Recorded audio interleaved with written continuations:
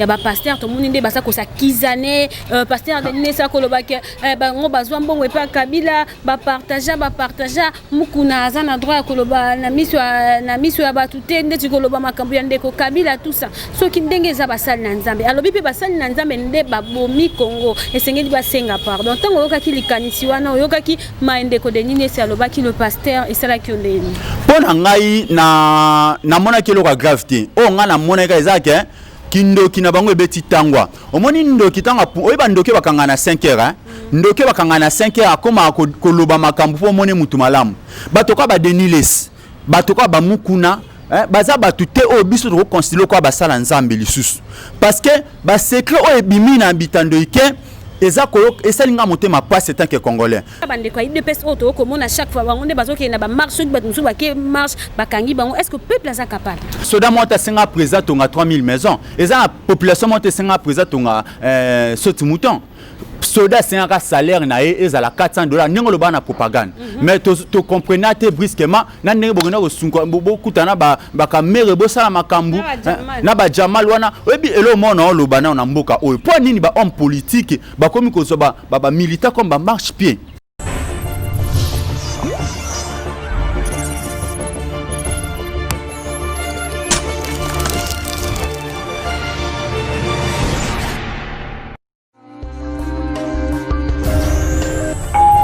Fidèles internautes, mesdames et messieurs, bonjour, bienvenue dans ce nouveau numéro de Parlons-en, une émission sociopolitique présentée par Doriana, autrement dit la fille intelligente. Merci parce que vous êtes nombreux de côté branchés pour suivre cette émission.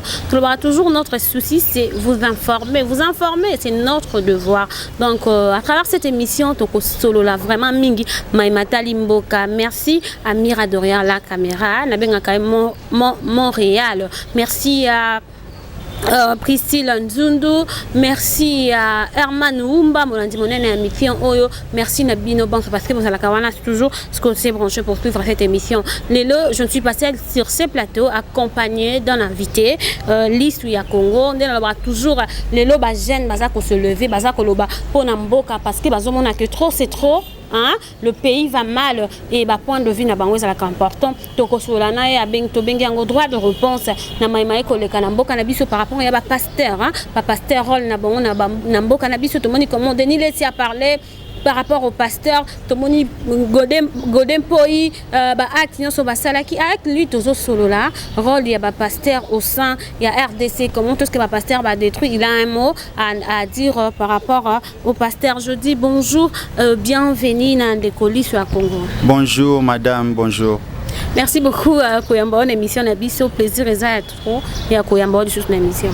Ouais, plaisir eza trop pour binonde bo memaka sango. Ngana leka pamba te ceux qui na leka pas na pour information na bino ekomaka ba bazaka na besoin bazala bien informé en boleka na mboka bakota à travers bino ya omoni soko yé na hésita raté. Merci beaucoup ndeko moi dilobana ba imboka bandoko bele ba ebio balandaka ba sepelaka vous êtes jeune ozo travailler na SID ndeko na biso Martin Fayulu beaucoup de gens apprécient mais un mot na ba fanatique un mot na peuple congolais. Ouais, un mot na peuple congolais toza vraiment uni et puis toza na décision congolais ndengo zomona boy ata ozomona baza ko se manifester biso tout toza même moral donc j'en ai marre comme les congolais en ai marre donc makambo zo le kana mboka ko kanisata ko peuple congolais azo sepela nango donc souvent tozota la bazo kanisa bat bazo yebate to bandi kotala nanu makambo oyo ya gratuité enseignement hein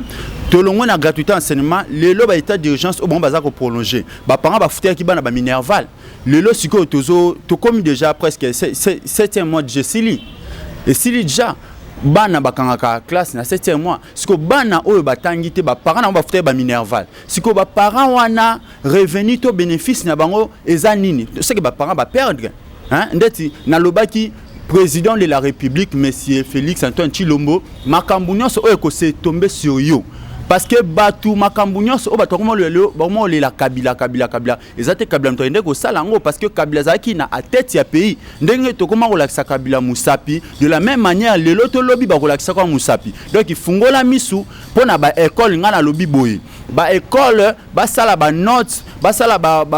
moko ba pesa na ba parents par rapport à montant ba parents ba futaki ceux qui parents futaki $80 il fallait qu'à futa ça $50 ba payer ça une note il y a $80 on a à garder année prochaine à koyaka ko futa reste en bongo etikalaki ceux qui bosali bongo te eza lokola ba secteur privé ba école escroquer ba parents ceux qui bosali bongo te eza que peuple congolais a kotomboka po yonde ozali na tête ya pays il faut diriger makambu ndenge esengeli passer directement message on a ministre y enseignement à Zakoyoka parce que tous qui est déjà ndende kwa lobi tous qui est déjà na fin de l'année déjà ndebo loba qui année blanche zate tout le monde qui année blanche zate parce que bana va consommer déjà deux trimestres bon ou bon matisi bana classe ou besoin c'est les parents pour na tout monde peut-être d'urgence difficultés za mingi est-ce que peuple ozolo baboza solide peuple otoza ini est-ce que peuple ana est capable de faire la soulèvement populaire na ba difficulté au peuple azofik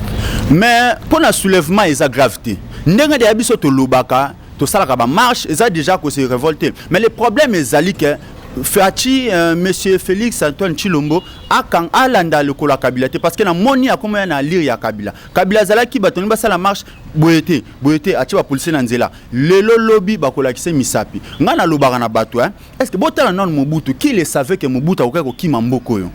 qui le savait que bana Mobutu Saddam wana zaka ko botola mituka basi azanga te sika obatama tant tozo sala makambu total ratozana bana tozana mabota peuple congolais azo souffrir lipe comme 300 na ba pays et c'est un ministre ya transport ministre ya finance ou ya commerce extérieur aloba aleka na média aloba compte tenu ya makambu boyeboye yango lipa et comme 300 biso lipa et mati ba pesi compte tenu te tozo batina lipa et mati te donc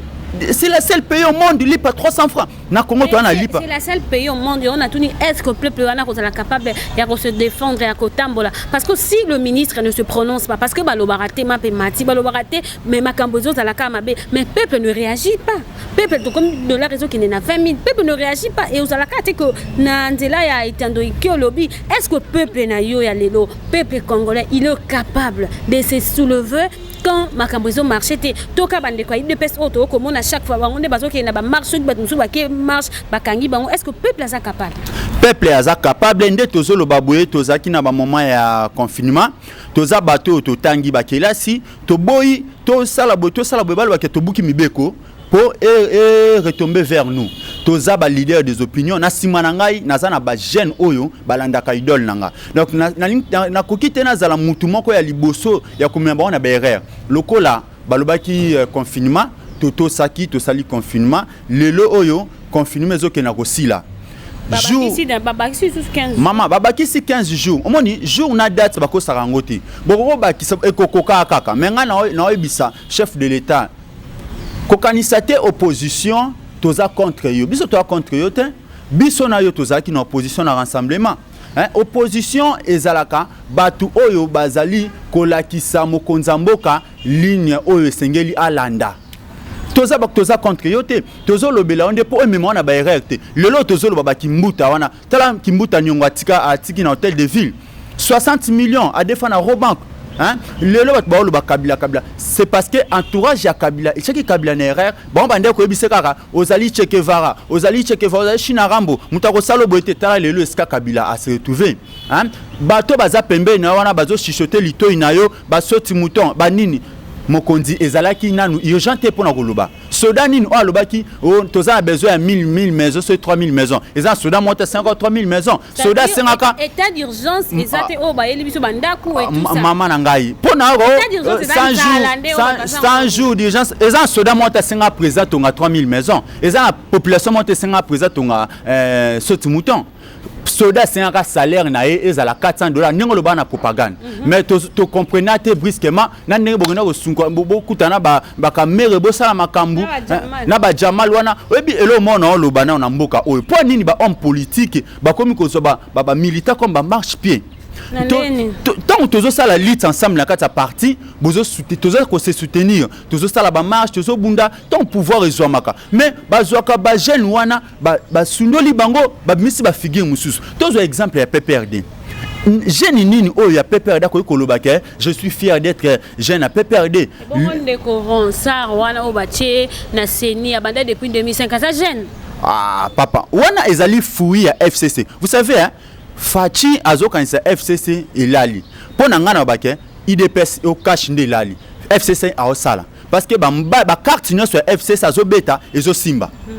donc FCC essaie à préparer batune ya seni après nanga et kozala bwe de la même manière ba préparer Shadari après Kabila FCC a préparer mais cash a préparer le côté nga na lo baboy makambo ya ba seni oni no bi seni et kozala na maboko FCCT peuple congolais bo fungola miss o ezali chance et pesa melibiso chance o ya suka et pesa melibiso baninga bazo kufa na ba hôpital pona manque ya soins ba misusu bazo kufa na nzala na est ba mama baza violé makambo eza ko évoluer te toza ko s'intéresser na makambo eza ya buzoba ba Janine Mabunda ba Minaku est-ce que Minaku ko zana eloko aloba na mboka o azaki président assemblée nationale loi nini oyo Minaku finançaki to asoutenaki oyo mema changement na mboka oyo donc botika biso batoko ba Minaku wana bakoko lobelo kote na mboka oyo ba député bino bato boleka bomatsa ba banderole biso nde balobeli ya peuple biso bana ya changu biso bana ya mwamba ngande mwana ya ngande ya bozawa pinamite olipe komi 300 député nini atomboli monso wana bino bozana ba jipa kabola bino bozo tambola bana bino botanga na ba poto biso peuple congolais to souffrir biso to voter bino po bolobela biso so bokomi kuna bokomi ko lobela ba coalition na bino ba plateforme oyo esangisi ba parti na bino intérêt ya peuple ezani ni makambu oyo bino bozo lobela na ensemble net ba loi o bazo ba uter ko luka ba me ko voter pour na soki ya justice c'est parce que ba moni FCC azali na ba mitif ebele soki to memie na justice akosambwa yango balinga ki ba justice comme na kati ya kingakati peuple congolais il faut afungola miso ala muka peuple congolais la muka kolala te mabota ezosina kokufa pona nzala ba jeune lelo ba jeune bazo souffrir misala ezate en plus lelo balobi to ya kuluna et mati mais état d'urgence ezo continuer merci beaucoup ndeko na yebi ke moto ezali moto majali on va rendre océan ya koloba tozo kene mbangu lisolo ndeko na biso Denis Lesi ya ba pasteur ya ba pasteur to muni nde basa ko sa kizane pasteur Denis Lesi koloba ke bango bazwa mbongo epa Kabila ba partager mukuna azana droit ya koloba na miso ya batute ndeti koloba makambo ya ndeko Kabila tout ça soki ndenge za basali na nzambe alobi pe basali na nzambe nde babomi Congo esengeli basenga pardon tango yokaki likanisi wana yokaki maendeko de nini se alobaki le pasteur esala ki ondeni pona ngai na mona ki loka gravité o nga na mona ka ezake kindoki na bango ebeti tangwa omoni ndoki tanga oyeba ndoki bakanga na 5 heures ndoki bakanga na 5 heures akoma koloba makambo po mone mutu malamu batoka ba Deniles batoka ba mukuna baza batute o biso to considérer ko basala nzambe lisusu parce que ba secret o ebimi na bitando ike eza koyo esalinga motema passe tant que congolais mukuna kenda ko $100,000 abanda ko bango délégation donc ba manifestation nyonso ndoko mona campagne to bondela pona mboka to bondela pona nini nzoke zaki ba bal o bande ko préparer na kingakati ceux qui marche nge salema bango ceux qui meeting nge salema bango ba ke mbongo bango ba créer séminaire ceux to sala série wana to zaki na kati ya rassemblement na effet change sekedi ceux qui to kende triomphal au mona bango mukuna sa ici ba sangani ba ke sala campagne triomphale po ba kanga triomphale ceux qui bembalinga lo ba place boye bango bazui bakei kuna ceux qui oui ba que ça la campagne wana ceux qui muzitu aye ou bien fayilu alinga kende loba campagne na martyr bon ba ke basali campagne o campagne za na martyr sikoyo na yebite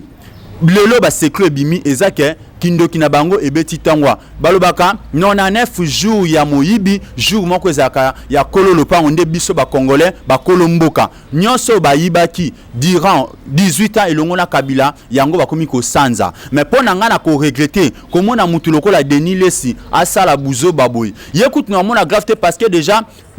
abeta mana GLM pona ko escroquerie wana akoya na pula mabe Kabila tinda ka GLM donc bazaka bato Kabila so babebani baye bagangi libanda so bengani kuna ndenge tunako comprendre combat ya mukuna wana wazo sala ke veille patriotique ndenge ka mukunelo babomani yena Kabila eza ba weleli makambu ya ba régularisation na bango ya mbongo lokola ba régularisation ba mbongo eke na voie normalité yango abeleli Kabila eza lokola muyibi ayibi muyibi donc yopo ke oyiba ba oyena ngo ba yibi yo ozomona lelo ekweli mukuna biya ba ko yiba peuple congolais Kabila pesco a escroqué yesu ko aleki abimandeti mutu malamu déjà muto déjà aibi na muninga to yiba kite bakuti bino na ndako miyibi donc bakanga balobani association de malfaiteurs donc mukuna azali na kati association de malfaiteurs ya FCC donc ba dossier ba mukuna na etali biso te na kati ya Lamuka etali biso te na kati ya Congo donc mukuna azali déjà batu oyo ba conduit peuple congolais na erreur nga passe na nga esala nga etali Kabila sai 18 ans na 18 ans wana ba pensionné ba bimité na 18 ans ba jeune ba zumi ça pourquoi ba jeune ba remplacer place ni parce que c'est là qui va pensionner ba bima pour ba jeune ba remplacer et puis comme ça Kabila loi ka 5 chantiers 5 chantiers ngo tokanisa ka ba entreprise goya ayena ba alimentation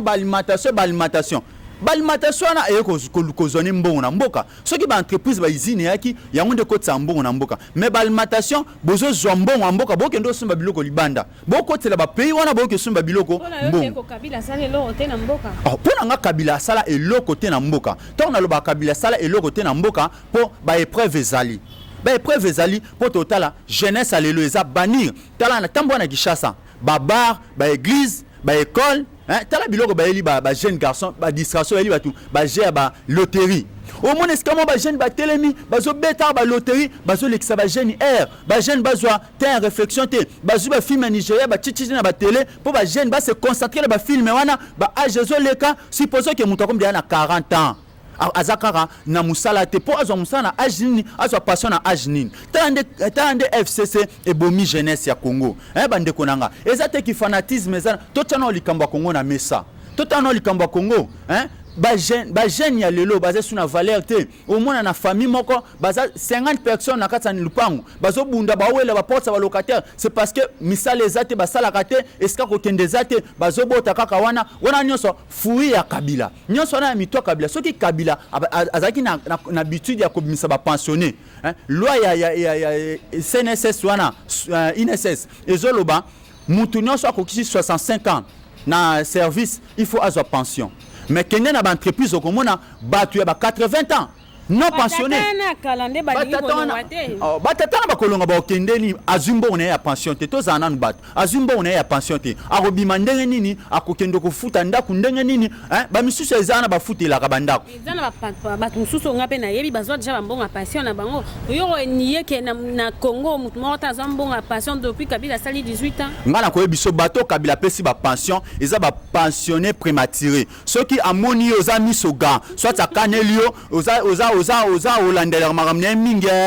abi muto bo pese pension balongolio OK nzoka ba écarter bato belenga na yebi ba pesa ngo ba pension mais bazana ba activité privée bazo sala parce que age za kinanu a kota fonction publique nazo bana Félix Antoine Tshilombo monsieur le président kota fonction publique ba pensionné bazawana nanu ba ke pension te ba misusu ba kufa ba mbongo na bango bimaka ba secrétaire wana ba CG ba lia kango ba ministre ba yebi ba kombo ya ba kufa ba kombo na bango tikala wana ba mbongo salaire bimaka bana na bango bazwaka ba mbongo te nyonso na ifo landela kende na fonction publique matricule les autres kama na mboka nini matricule koko te kama eza pasi matricule les autres kama na Congo siko monsieur Félix Antoine Tshilombo oyo nyonso eko se retomber sur yo bato baza pembe na Kabila lela ki azata na 5 personnes te alors 15 ce 15 personnes te ya malamu mais ngana olo ba Félix azata na 3 personnes te ya malamu ozote ende nini asangana na bande kwa Lamuka asala nini pour que a trouver solution pour na mboka normalement démarche ya Félix ezokende nanu ya liboso na félicité pour alongoli nanu Kamere parce que pour nanga Kamere azaki mutu azaki komema Félix na berère kota la Félix boye azali na motema ya bolingo motema ya bolingo mais nzinga na ye nde eza malamu te Kamere esengelaki azala wana na boloko Kamere boloko wana à part non détournement ezali fimbu ya Nzambe na kati ya Congo peuple congolais zo souffrir eloko msusu na lobaka ba homme politique botala nde bokomisi ba milita ba marche pied nazuna un exemple ya Kizenga ba papa na palu bazaki koyemba palu mwinda Congo palu Kizenga ekozwa primature azumba la moko a koti na famille ya bani ko cha bana kazi bana bandeko na na poste ba papa wana ngana yebaka na 2011 tozaka na affrontement wana biso na fait Tshisekedi tozaka na affrontement na bato FCC to beta na mabanga papa moko ya palu azobima boye bakombata baniate libanga mutu papa wana kufa na Pascal sur place à pleine manifestation papa wana kufa famille na lelo bato belé bakufa na ba marche wana papa belé ya palu ba wana ndoko kana ba action te biso zaka na soto simbi to beto to buki donc na kata rassemblement de to zaka na zaka li sekité ba papa ne belé kizenga zu poste abokisi ba papa na akei ko enrichir libota na e tala ndako lopango kabila tongela kizenga kuna escavandaka mais ba papa wana sundoli bango pona nini ba homme politique bazozo ba militant ba marche pied na kata ba parti politique bazalaka na formation idéologique bazo former kaka ba pe no formation en botali parti mais bana ba kolo parti politique bana ba CG bazo tanga na poto ba préparer bana ba docteur ba licencié après tant to pouvoir moi bana na bango ba ye ba ko ba continue biso tozo nyoka na ba marche biso tozo nyoka ko matsa ba banderole ko le kana ba écran bazo beta ngamo oyo kabila kaninga combien de fois ba ngala obi maso nani obenga fils mkoko na négligé ka été pourquoi aza combattant na confirma ka masana bakangi biso na combien de fois bakangi biso na combien de fois mais lelo oyo tozomona bato basali ba lit politique ya lolenge wana na kata mboka na biso bato ko ba Martin Fayil ba bato négligé te na mboka oyo bomoni ba matrako bato anda ko boka ba track wana oyo ba marche série le père Tshisekedi Azaraki biso ndo zai ko boka ngo tozo boka ngo le na tongo bat bomona ba matak ba boki biso ndo tozai ko boka ngo mais lelo où en sommes nous toza wapi sengi na bande ko na bino ba parti politique nini parce que tant ozo lela bande ko ba politicien même comportement ils ont continué bande ko IDPS mususu ba ko lela ka tozo sola ba misala ezate o sengi na ba kondi ya ba parti politique yambonga na senga il faut na dévoiler na nous vérité oloko nga na zo loba on a zo déplorer ba parti politique ba pesa kaka ba militant formation idéologique si formation idéologique wana eza vraiment na souci à kosunga ba militant pourquoi bokoye ko lisaba mama na ta couper coutilité ba jeune boye ko lisaba ngata ko kumba ko conduire ba jeune mususu to yamaki ndeko ai de peso alobaki ke bazoye ko lisaba ngo agriculture tout ça kalate ba pesi bango ba espace mama na ngai omoni kongo nde toza boye to linga ko ba information ba les ont dit yo zaka na caméra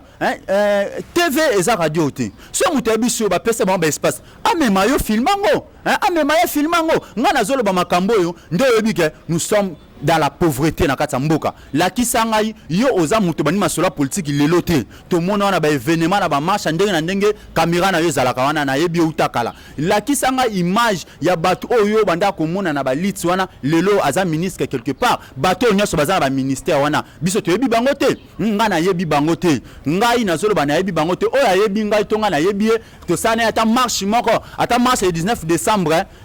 aya koloba o to sala na Etienne Tshisekedi ba ville morte atanga ta isika moko toyebi bango te bazaka ka bato yo ba préparer bango libanda bazotanga bayotangisa bango biso ba militant ya parti formation idéologique formation neza ko aboutir rien na kata ba vie na biso de plus en plus tozaka koyoka ba discours ba formation idéologique bango bana ba otanga na ba poto bango bana bango bazala mituka zona nu eloko caméra sali caméra na INC bazotambola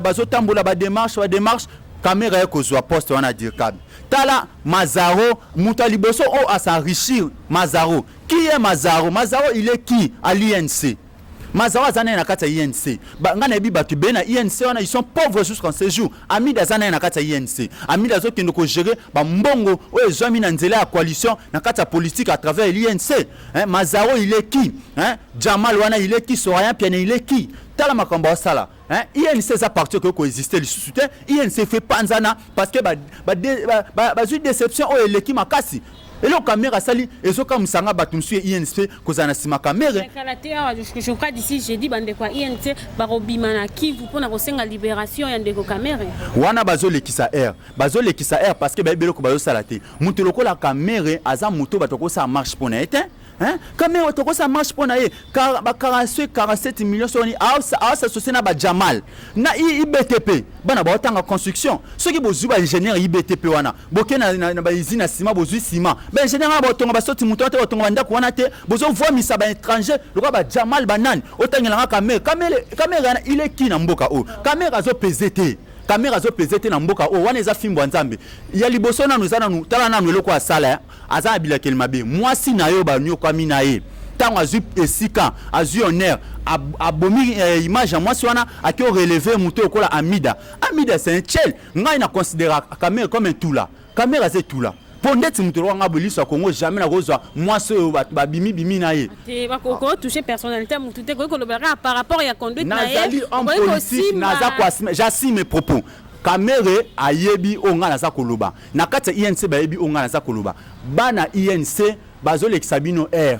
soki azaki na souci na bino tant azaki poste ya dircab awalinga kalukela bino ba poste botala IDPS atindisi ba diplôme na ba formation ba bimi ba mura hein INC caméra asaleli bino nini azole kisabino air botika ye aumela na prison boya na kati ya lamuka boya na lamuka na bengi sibino boya na lamuka to benga libino te lamuka eza pour na peuple congolais nyonso boya na lamuka na lamuka comme ko iba ba militant ba to baza ko non nazana souci na bango ba ndeko na biso fayulu tozomona pe malonga te tozongela yo na émission mususu tokoloba pe matali ndeko na nde makambo tali lamuka bande ko balandi tozokene vraiment malembe na émission na biso to comprendre que tu as ma kasi de colis sur Congo ça costilika vraiment na ba passion à mona je crois na IDPS partout à les kande bande ko militants bazo souffrir donc yango na ça ko s'exprimer to lobi ke ba propos tenir et ça ka ko tala yemoko tozo kende musika vraiment na émission na biso malembe na suka émission na biso un mot na bande ko balandi na peuple congolais parce que to komi na suka peuple congolais lo bananga ezali boy na kolemba te ko bunda pona intérêt ya mboka na sala la politique o te pona kozwa lipa oza député oza nani so elinga ba gère ba $1000 ozwanga te ceux qui oza député hein voter loi transport comme à 300 francs na ville province à Kinshasa voter loi lipe comme à 100 francs wana nde na ko soutenir yo banda lelo ti lobby soko elinga ba gère Apollo na ta Apollo te preuve ane bomoni on a lati eza drapeau ya ekolo na ngai donc peuple congolais bo fungola miso mutu nyonso akoyela bino ba gère Apollo banderole 2000 européens aussi là pour le Nzuluka mais pas ce que continuer liango mais voter oui ça va peso liango ezambongo mboka hein Tshisekedi le père alobe na biso yango ba peso mbongo ya mboka liango mais pas nanga eza lipezo mata du jour au jour to komi na lipa ya 300 500 000 francs supposons que ça na bana 5 lipa est commis 300 ma patron son penga ali en 5 po et agwa biscuit ngola misumena sengi na président de la République monsieur Félix Antoine Tshilombo so zwa ba congolais toza capable de sala mapa ba libanais na bazonga bo sombela biso ka ba four hein biso moko l'état bandoko somba farine ba boulangera simanda ko sala mapa ko leka ba boulangera ba libanais hein po nini tozo négliger yango bo sombela biso ba farine bo recruter ba jeune to sala mapa makambo ba 1000 maisons ana ba étudier bazana IBTP ba para bazo futa minerval na pasi hein bozo ba étudier na batonga bandaku ba jeune bazo sisa na ista hein engagement na signal les alités ba jeune na ba para bazo futa minerval na kata ista revenu na biso ezali nini nyonso obozo sala les ana intérêt ya peuple te tozo souffrir transport ezana pasi na Kinshasa potambola banda Pascal ti boulevard il faut mata 4 transports ozana na Pascal il faut mata na nous des bonhommes ou bien quartier 1000 francs au longwana il faut alimenter 7e au comme alimenter 7e après une des boulevards 1000 francs donc nazoye baté ministre à transport azo sala nini rôle nae eza nini to lembi makambu ya licencié A docteur A professeur A tozo mona tina na bango te bozo la biso ta ba illettré ba sala musala bozo la biso ba illettré parce que to lembi ba licencié A licencié ya droit nzoka licencié à désordre. Merci beaucoup de Colif ya Congo, merci beaucoup pour l'invitation. Tu es toujours là pour na koyoka neto lobi bandeko vous aura toujours rebelle ce que tu branché na Rofi News hein bozo la wana ande ko ba information sur na source neto zo ba na mindeko na biso ministre ya transport a vandi na bureau a pesi ba loi ba transport ekiti boena boy sur terrain rien tinna batuba qui est na terrain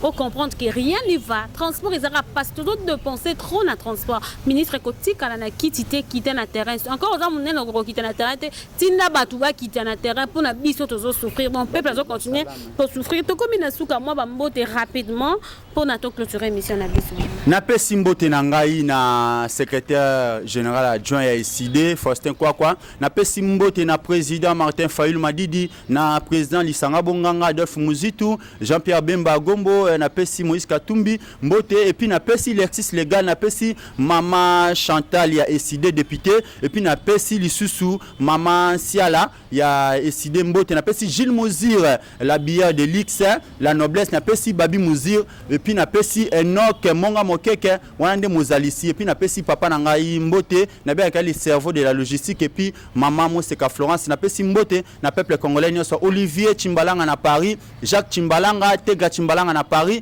napesi